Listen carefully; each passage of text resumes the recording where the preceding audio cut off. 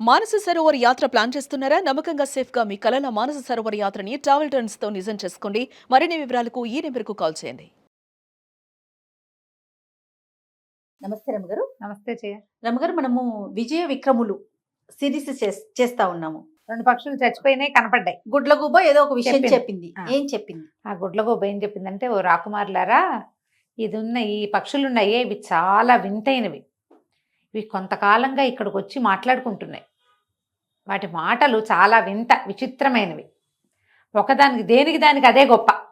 నేను గొప్ప అంటే నేను గొప్ప అనుకునేవి. అయితే వాటి 2 గొప్పలు ఏంటంటే, ఒకటిది రతనాల బొమ్మ, ఇంకొకటి ముత్యాల వేణి. నన్ను చంపి తిన్నవాడికి, నన్ను కాల్చుకుని తిన్నవాడి కంట్లో ఇంచి నీ ముత్యాలు రాలుతాయి అని ముత్యాల వేణి. నన్ను తిన్నవాడు నవ్వితే నవరత్నాలు రాలుతాయి, రత్నాలు రాలుతాయని రత్నాల బొమ్మ వాదులాడుకునేవి. నువ్వు గొప్ప నేను గొప్ప అని. దైవవశాత్తు అవి ఈరోజు మరణించి వెంటనే దొరికినాయి మీకు. వీటిని అవే మరణించినాయి. వాటికి సమయం అయిపోయింది. నేను ఎవరికి దొరుకుతానో వాడు అదృష్టవంతుడు. ఇప్పుడు దొరికింది, అది 2-3 రోజుల తర్వాత దొరికింది అనుకో, 2-3 రోజుల తర్వాత దొరికితే ఎవరు వాటిని తింటారు? తినరు. నన్ను కాల్చుకుని రెక్కలతో సహా నన్ను కాల్చి తిన్నవాడికి నోట్లో నుంచి నవ్వితే నా రత్నాలు రాలుతాయి అంటుంది ఒకటి.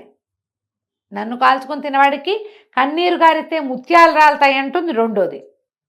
మీ అదృష్టవశాత్తు 2 దొరికినాయి మీకు. ఇప్పుడే చచ్చిపోయినాయి, ఇప్పుడే దొరికినాయి. మీ అదృష్టాన్ని పరీక్షించుకోండి అని చెప్పి ఈ పిల్లలిద్దరు ఏం చేశారు? పక్షి మాంసం తింటాం సహజమే, అదేం పెద్ద విచిత్రము తప్పు అలాంటివి చెప్పకూడదు అని అనుకోకండి. ఒకవేళ మీ పిల్లలకి చెప్పకూడదు అనిపిస్తే మానేయండి, ఇంకోటి ఏదైనా రకంగా చెప్పండి. ఈ రోజుల్లో సహజమైందే కదా ఇది. అదే కదా. అక్కడి నుంచి ఏం చేశారు వీళ్ళు? పక్షుల్ని 2 కాల్చుకుని చెరిసగం మాంసం భుజించారు. దీన్ని ఒకదాన్ని ఇద్దరు, ఇంకొక దాన్ని ఇద్దరు చెరిసగం భుజించారు. వాళ్ళు తెలివి చూడండి. నవ్వితే రత్నాలు రాలుతాయి, ఏడిస్తే ముత్యాలు రాలుతాయి. ఈ పిల్లలు ఇంత ప్రత్యేకమైన వాళ్ళు. వీళ్ళకి గుడ్లగూబ మాట్లాడింది మానవ భాషలో కాదు, పక్షి భాష. అది అర్థమైంది. ఈ 12-14 సంవత్సరాల బొట్టికాయ చిన్నపిల్లలకి పక్షుల భాష కూడా తెలుసు. ప్రత్యేకమైన పిల్లలు. అక్కడి నుంచి వాళ్ళు ఎప్పుడైనా పక్క నవ్వారా రత్నాలు రాలుతాయి నోట్లో ఇంచి. పిల్లలు ఏ తప్పి తగిలి కడుపులో నొప్పో కాలు నొప్పో వచ్చి ఏడిచి రాకుమారులు ఊరికే ఎందుకు ఏడుస్తారు? ఒక్క చుక్క కంట్లో వచ్చి నీళ్ళు వచ్చిందంటే ముత్యాలు రాలుతాయి. అలాంటి పిల్లల మీద ఈ 2వ రాణి అయినటువంటి రూపమతో రత్నమాలో దాని పేరు, ఆ అమ్మాయి చెప్పిన మాటలు విని ఇలాంటి కుమారులు మళ్ళీ పుడతారా ఎవరికైనా? ఈ విషయం తెలుసా అండి? తెలుసు, మొత్తం ఊరంతా ప్రచారంలో ఉంది. అది అందరికీ తెలిసిందే. రాకుమారులు ప్రత్యేకమైన వాళ్ళు. అయినా సరే వీళ్ళని చంపి గుండెకాయలు పట్టుకురమ్మని సైనికులకి పంపించారు. ఆ సైనికులకు ఉత్తరం రాసిచ్చారు. పిల్లల్ని వాళ్ళు మోసుకుపోయారు. మోసుకుపోతే ఏమిటి ఎక్కడికి తీసుకెళ్తున్నారు ఏమిటి అంటే, నాయన మీ నాన్నగారికి కరుణ లేదు, ఇంకా కుమారులు పుడతారని నిర్ణయించుకున్నారంటే పిల్లలు వలవల ఏడుస్తుంటే వాళ్ళ కళ్ళలోంచి రాలుతున్న కన్నీటి బొట్టలు ముత్యాలుగా మారుతుంటే వీళ్ళు ఉన్నారు కదా తలార్లు, ఒక్కో ముచ్చం ఏరుకుంటూ పిల్లల్ని మోసుకుపోయారు. అబ్బా, మోసుకెళ్ళి చేతులు రావటల్లా చిన్నపిల్లలు రాకుమారులు, రేపొద్దున రాజు కావాల్సిన వాడు పెద్దవాడు. పిల్లలేమో ప్రత్యేకమైన పిల్లలు, ముట్టుకుంటే పాలుగారు ఎలాంటి వాళ్ళు. రాణిగారు ఎంత మంచిదో, లేక కలిగారు. చేతులు రావటల్లా చేయలేకుండా ఉండలేకపోతున్నారు. ఇంతలో ఏమైంది? సరే బాగా ఆలోచించుకుని తలార్లు ఏం చేశారు? పిల్లల్ని కూర్చోబెట్టారు, వంగబెట్టేశారు. ఇట్లా తలకాయల కిందకి పెట్టించారు. కత్తి ఎత్తేసరికి అలా వెనక నుంచి ఓ బాణం వచ్చి తగిలింది తలారికి. వాడికి తగల, ఆ కత్తి తగిలింది. కత్తి దింపేసి చూస్తే మంత్రి బుద్ధిమంతుడు ఆయన పేరు, ఆయన వచ్చాడు. వచ్చి, ఒరే మీ దుంపల దగ్గర చంపేస్తారేమిట్రా పిల్లల్ని, పంపించేసేయండి. మరి రాజాజ్ఞ అట. రాజాజ్ఞ అయితే ఏమిటి? ఏదో ఒక జంతువుని చంపి 2 గుండెలు పట్టుకెళ్ళి చూపించండి రా. ఇట్లాంటి ప్రత్యేకమైన పిల్లల్ని చంపుతారా రాకుమారులు? వదిలిపెట్టేసేయండి, బతుకుంటే వలసాకు తింటారు. ఏదో ఒకటి వాళ్ళ బతుకులు వాళ్ళు బతుకుతారు, మన దగ్గర ఉండకపోతే పోని, వదిలేయండి. చాలా బలవంత పెట్టాడు. తలార్లు ముందు వెనక ఆలోచించుకున్నారు ఏం చేయాలి. రేపొద్దున తప్పి తగిలి రాకుమారిద్దరు రాజుగారు కంటపడితే ఎవరెవరా తలారి వేధవులు చంపలేదని అని మన ఏమైనా శిక్షిస్తాడేమో, అసలు పిల్లలు బతికి వెనక్కి వస్తారా? ఇవన్నీ ఆలోచించి రాకుమారులిద్దరిని వదిలిపెట్టేశారు. వదిలిపెట్టేసి అక్కడక్కడే తిరుగుతున్న అడవి కుక్కలు 2 బాణాలు వేసి కొట్టి ఆ కుక్క గుండెకాయలు పట్టుకెళ్ళి చూపించారు. చూపించేసరికి సరే రాజుగారు రాణిగారు శాంతించింది, రాజుగారు ఊరుకున్నాడు. కొద్ది రోజులు గడిచాక ఒకనాటి సాయంకాలం ఆవిడ తలనొప్పిగా ఉందని తోటలోకి వ్యాఖ్యాళికి రాల. మామూలుగా తిరగడానికి వెళ్తారుగా భార్యాభర్త, ఆవిడ పైనే ఉండిపోతే ఈయన నడుస్తున్నాడు అటు ఇటు నడుస్తూ. ఏ చెట్టు మీద అయితే గౌరపక్షి జంట ఉండేదో ఆ చెట్టు కిందకి వెళ్ళేసరికి ఆయనకి పూర్వం రాణిగారు ప్రభావతీదేవి అన్న మాటలు గుర్తొచ్చింది. ద్వితీయ వివాహం చేసుకోవద్దు, నా కుమారులకు అన్యాయం చేయొద్దు, గౌరపక్షి ఆడపక్షి రాగానే తన పైగా వాళ్ళేమి పక్షులేమి మనుషుల్లాగా బతుకున్నంత కాలం సాకి సంతరించవు పిల్లల్ని. అవును. రెక్కలొస్తే చాలు, రెక్కలొస్తే ఇక వాటి బతుకు వాటితే ఇంకా అమ్మా నాన్న గుర్తు కూడా ఉండరు వాటి. ఏ జాతి పక్షి అయినా అంతేనా రమ్మగారు? అంతేట చేయ అంతేనంటారు. మ్మ్. పక్షి అంతే, జంతువులు అంతే. కలిసి ఒక్కచోటే ఉంటుంటే ఏమైనా భాయి బెహన్ ప్రేమ ఉంటుందేమో, కానీ ఉండదు. అదేలేండి. జత కట్టడం మొదలు పెడితే పూర్వాశ్రమపు ఆలోచనలు వాటికి ఏమి ఉండవు, రెక్కలు రావటమే అంతే లేటు. అలాంటిది పక్షులే ఇంత పని చేస్తే మనుషులు ఎంత పని చేస్తారో అని ఆమె అన్నదంతా గుర్తొచ్చింది ఆయనకి. నేనేం చేశాను, నా భార్య చెప్తే ఆమెకు ఒక మంచి మాట చెప్పుకోలేను నేను, పిల్లల్ని ఇంత పని చేశాను, నేను గుండె పగిలిపోయింది. అప్పుడు గుర్తొచ్చింది. అప్పటికి తట్టింది. తను చేసింది భార్యా వ్యామోహంలో పడి తను ఏం చేశాడో, తనకి రాబోయే వ్యామోహాన్ని ముందే, చనిపోవడానికి ముందే గ్రహించిన రాణిగారి విజ్ఞత, ఆ పిల్లల అందాలు చందాలు, పిల్లల అల్లరి ఆట, వాళ్ళ నవ్వులు, వాళ్లకున్న అపురూపమైన ఇది వరాలు, ప్రత్యేకమైన వరాలు గుర్తొచ్చి పిచ్చగా దుఃఖపడిపోయాడు. కానీ ఏం చేస్తారు, కుక్కగుండలు చంపలేదు పిల్లల్ని నేను చెప్పే నాథుడు లేడు. ఇక పిల్లలు చచ్చిపోయారు అనుకుని ఇంకా ఆయన అలా దిగులు పడి అనారోగ్యం పాలైపోయాడు. ఈ బయటికి వెళ్ళిన విజయులు విక్రముడు ఏం చేశారో చూద్దాం. వాళ్ళు ఏం చేశారో అలా ఎక్కడికో నడుచుకుంటూ వెళ్ళిపోయారు. నడుచుకుంటూ వెళ్తే ఏమైంది, చెట్టు కింద వెళ్ళేసరికి ఇక విజయడన్న కాళ్ళు పీకేస్తున్నాయిరా, నా వల్ల కాదు, కాసేపు విశ్రాంతి తీసుకుందాం, ఇక మనం వెళ్ళదు, అటు ఇటు వెళ్ళదు, చెట్టు కింద ఉందామంటే సరే అన్నాడు. దగ్గరలో ఆహారం దొరికే మార్గం ఏముందో చూద్దాం, నీ కింద ఉంటా, నువ్వు చెట్టు ఎక్కంటే తమ్ముడిని చెట్టు ఎక్కిచ్చాడు. తమ్ముడు చెట్టు మీదకి పైకి ఎక్కి చూసి, అన్న ఏదో నగరం కనపడుతోంది, మరి అక్కడికి వెళ్తే ఏమైనా ఆహారం లభిస్తుందేమో చూద్దాం అనుకున్నారు. వీళ్ళు అడవిలో ఎంతకాలమో తిరిగారు. ఇక్కడి నుంచి వెళ్ళటమే డైరెక్ట్గా అక్కడికి వెళ్ళాల, వెళ్తున్నారు, పెద్దవాళ్ళు అయ్యారు, ఇంకా కొన్ని సంవత్సరాలు గడిచినాయి, వీళ్ళకి అడవుల్లోనే తిండి తిప్పలు తింటాం. కానీ ఎక్కడికి వెళ్ళినా వీళ్ళు కత్తు తిప్పటము, విల్లుంబులు వేయటము అవి మానుకోలే. వాళ్ళు విద్యలు ప్రాక్టీస్లోనే ఉన్నాయి, వాళ్ళకి తెలివిగాను ఉన్నారు. అయితే పైకి ఎక్కితే నగరం కనపడుతోందంటే అన్నయ్య ఏమన్నాడు, సరే నువ్వు ఇక్కడే ఉండు చూద్దాం అనుకున్నారు. ఇది ముందు ఏదో పల్లెకెళ్ళి ఏదో తెచ్చారు. అక్కడి నుంచి ఏమైంది, అన్నయ్య ఏదో ఆహారం తేవటానికి వెళ్తే ఈ తమ్ముడు ఏం చేశాడు, చెట్టు ఎక్కినప్పుడు పైన 2 మైనాలు కనపడ్డాయి. ఆ మైనాలు ఏవో మాట్లాడుతున్నాయని చెట్టు పై కొమ్మల మీదకి ఎక్కి వినేసరికి ఆ మైనాలు 2 మాట్లాడుకుంటున్నాయి. ఏమని, ఇవాళ చాలా అద్భుతమైన రోజు. ఎంత అద్భుతమైన రోజు అంటే మనకు ఒక యోగం పట్టబోతోంది, మనని ఎవడు భుజిస్తాడో వాడు రాజు అవుతాడు అని చెప్తోంది మగపక్షి. పగపక్షి చెప్తే ఆడపక్షి అంది, నిన్ను తింటేనే రాజు అవుతాడు, నన్ను తింటే రాజు అవడు.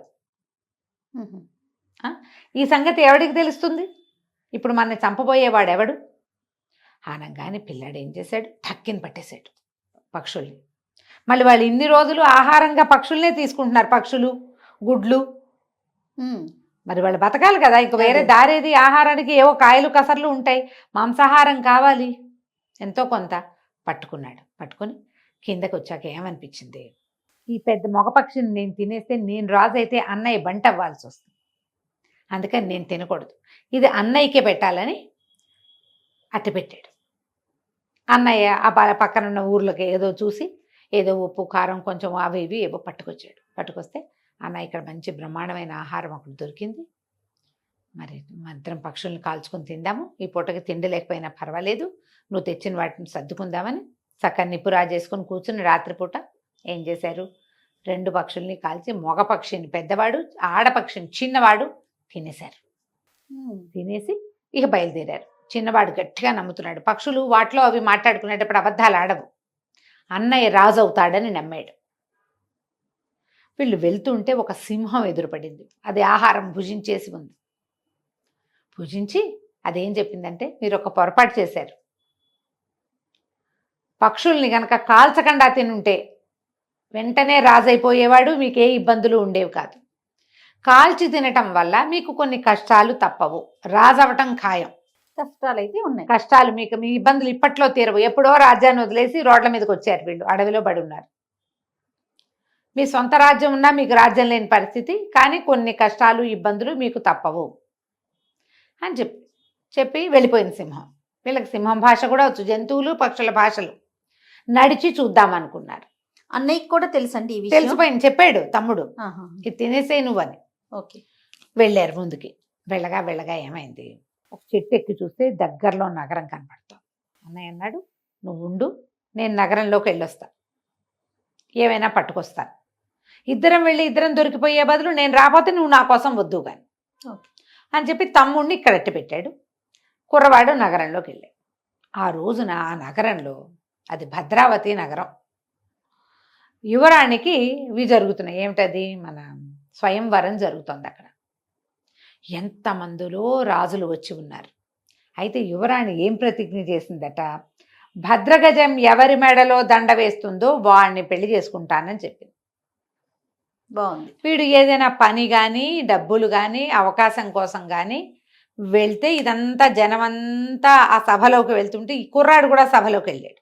ఈ విజయుడు కూడా ఆ భద్రగజం దోపలంతా తిరుగుతోంది. అదంతా యువతలకు వచ్చి సాధారణమైన బట్టల్లో యువతల నుంచున్న ఈ విజయుడు మెళ్ళ వేసిందంట. అందరూ కేకలు పెట్టారు, ఇదేంటి రాజకుమారులు వదిలేసి ఎవరో మామూలు వాడిని పట్టింది ఇది. కొంతమంది యువకులు పరిగెత్తుకుంటూ వచ్చేస్తే దండ తీసేశారు మెళ్ళలోంచి. వీడు కాదు అన్నారు. మళ్ళీ ఏనుకి దండ ఇచ్చారు. ఆ కుర్రాన్ని పోరా అవతల కంటే వీడు ఇటుపోయి ఇటు నుంచి పోయి అవతల పక్కన ఉంచున్నాడు. అదంతా తిరిగి వచ్చి మళ్ళీ వీడి మెళ్ళలోనే వేసింది దండ. యువరాజు మీకు కుర్రాడి మెళ్ళలోనే దండ వేస్తాం.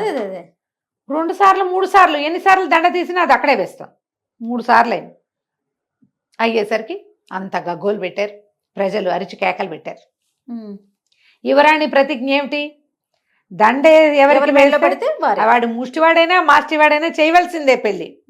యువరాణి కూడా తను ఒప్పుకున్న దానికి తను ప్రతిజ్ఞ చేసింది కదా, ఏనుగు చేసిన ఎంపికని నేను గౌరవిస్తానని. భద్రగజం ఎంపిక చేసింది కాబట్టి విజయుడికి రాకుమార్తెకి వివాహం చేసేశారు. ఆ రాకుమార్తె పేరు విద్యావతి. వివాహం అయిపోయింది. వివాహం అయిపోతే వివాహపు వేడుకలను జరిగిన అబ్బాయి స్నానం చేశారు, మంచి బట్టలు వేశారు, గందరగోళంగా జరిగింది. అయితే ఈ స్వయంవరానికి వచ్చిన వాళ్ళలో మధుకరుడని ఒక రాజు, అతనికి నచ్చల. ఎలాగైనా ఈ విజయుని చంపేసి విద్యావతిని హ్యాండిల్ ఏమైనా సంపాదించాలి అన్న కోరికతోటి ఉన్నాడు. ఈ అబ్బాయికి మా తమ్ముడు అక్కడ ఉన్నాడు ఆ చెప్పే అవకాశం విజయుడికి లభించల. రాజు అవుతారని అన్న మాట, ఆ పక్షిని తింటే రాజు అవుతావు, పక్షులు చెప్పే నేను విన్నాను అని చెప్పాడుగా తమ్ముడు, అది ప్రూవ్ అయింది. కొంచెం ఇక్కడ సెటిల్ అయ్యాక తమ్ముడిని తెచ్చుకోవచ్చు అనుకున్నాడు. 4 రోజులైంది. ఈ పెళ్లి హడావిడిలో ఈ అబ్బాయి ఇక్కడ ఉండిపోయాడు, తమ్ముడు అడవిలో ఉండిపోయాడు. చూసి వాడు కూడా నగరం వైపుకి నడవడం మొదలుపెట్టాడు. నగరంలోకి నడిచొచ్చాడు. వచ్చి ఒక పెద్ద తోట ఏదో ఉంటే ఆ తోట బయట కూర్చున్నాడు. ఏం చేయాలో తెలియలే, కాలిపోతుంది కడుపులో. దానికి తోడు నడక. ఏదో కాస్త కాయా పండు తిన్నాడు కానీ ఆహారం సమృద్ధి అయింది దొరకల. అక్కడ ఏమి జంతువులు లేవు. ఏదో ఒకటి చంపి తినటానికి కూడా, వండుకుని తినడానికి జంతువులు లేవు, ఆహారం లభించలేదు.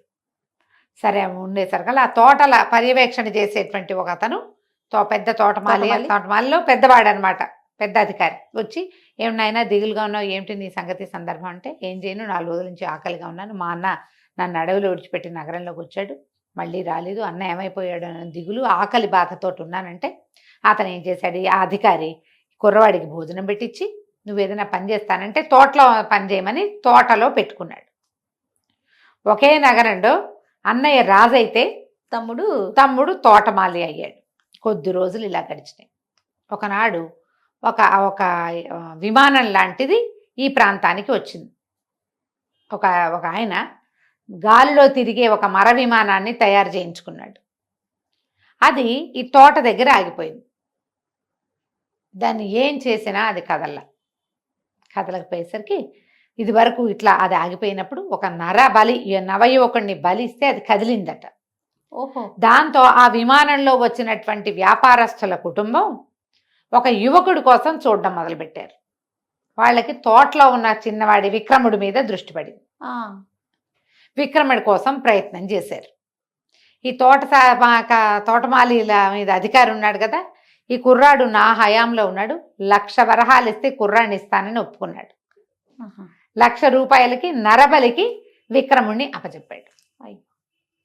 తర్వాత ఏం జరిగిందో, విక్రముణ్ణి బలిచ్చారా, ఆ 1,00,000 రూపాయలు ఎట్లా వెనక్కి తీసుకున్నారు, తీసుకోగలిగారా లేదా, విమానం కదిలిందో లేదో మనం వచ్చే భాగంలో తెలుసుకుందాం.